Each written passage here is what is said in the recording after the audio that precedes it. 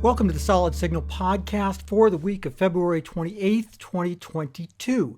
And the subject this week, I'm talking again about 5G. It seems like there are a few things in the world that are as misunderstood in their rollout as 5G. And if you're thinking of one or two of them that might have to do with health, well, this isn't that kind of podcast, but I know what you're thinking.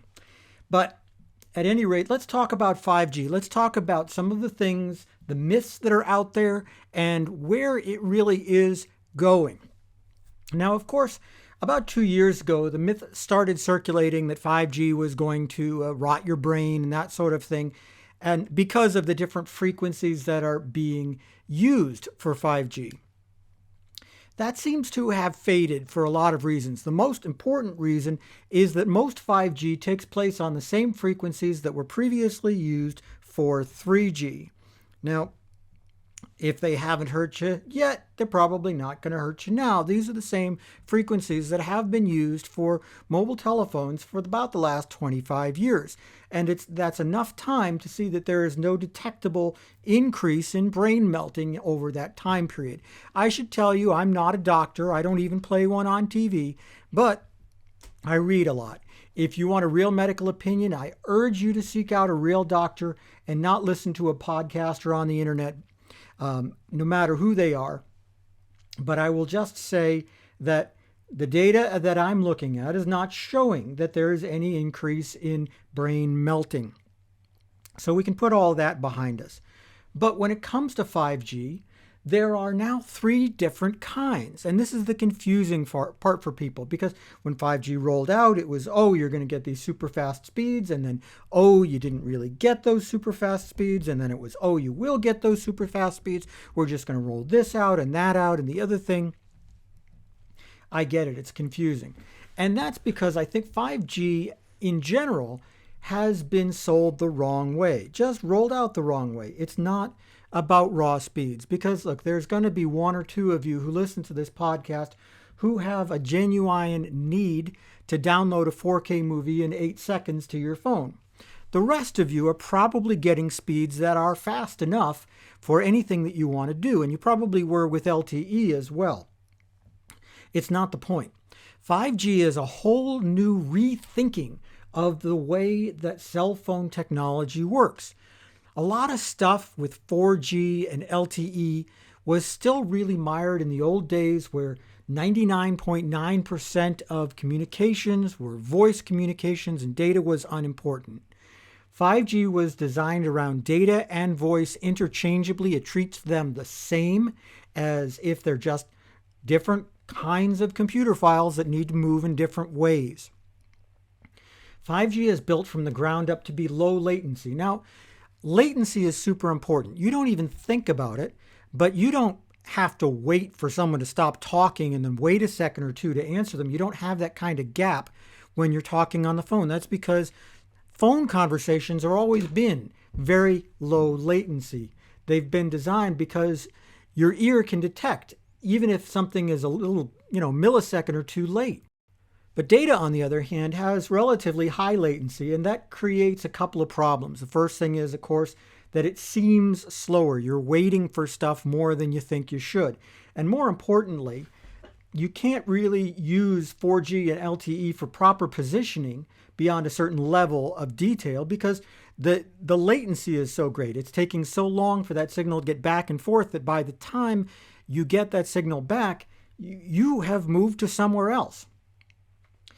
5G should allow for extremely low latency detection of location, which is going to make it important for things like cloud-based traffic control and getting from place to place and self-driving cars and all that stuff that were promised in the future.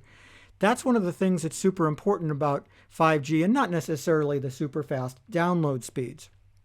Now everybody wants 5G. It is the new hotness. Call quality is improved. Data speeds are higher. The overall feel of the whole thing is better, but there are some downsides. As I said before, there are 3 kinds of 5G. There's what I call nationwide 5G. Nationwide 5G is as I have said, on the same frequencies used for the old style 3G communication. That's how they were able to roll it out so fast. But because of that, also speeds are somewhat limited. And so 5G from those same frequencies is great as far as it goes, but it's not everything that you want it to be in the future. On the other hand, there's ultra wideband 5G, which takes place in these super high frequencies, up around 26, 27 gigahertz.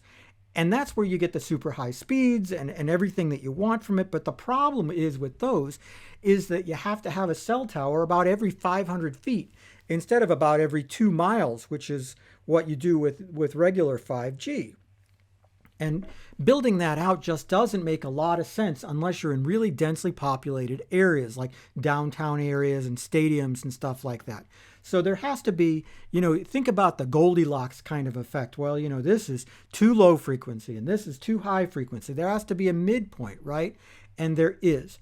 When you talk about the 5G rollout that just happened, the one that all the airlines were worried about, that's what you call mid-band 5G. And it's in about, the 3 to 6 gigahertz range. So it's higher frequency than the nationwide 5G. It's got more bandwidth than the nationwide 5G, not as fast, not as much bandwidth as the super high frequency ultra wideband, but enough so that it's not a problem. And that's what's being rolled out now. That's the kind of a new thing. And it's created challenges, but ones that we can solve. The first thing that you need to know when you talk about these things is you'll need a relatively new phone. If you're looking at a premium phone from last 3 years, iPhone 12, 13, whatever, Samsung, I think the S20 will do it. I know the S21 and S22 will do it. You'll need something around that level in order to use that new mid-band 5G. Otherwise, you're just not going to see it. Those older phones just don't have radios in there. But because the frequency range is higher, the range is a little bit lower, and you will need a cell tower, about every mile or so instead of every 2 miles. And that's going to take a while to build out. So there are going to be some areas that are really going to get that, some areas that won't, and some that are right on the fringe. Why is this important? Because normally if you're in a fringe area with cell phone service, you would use a cell phone signal booster. And I would hope that you would get it from solidsignal.com, by the way.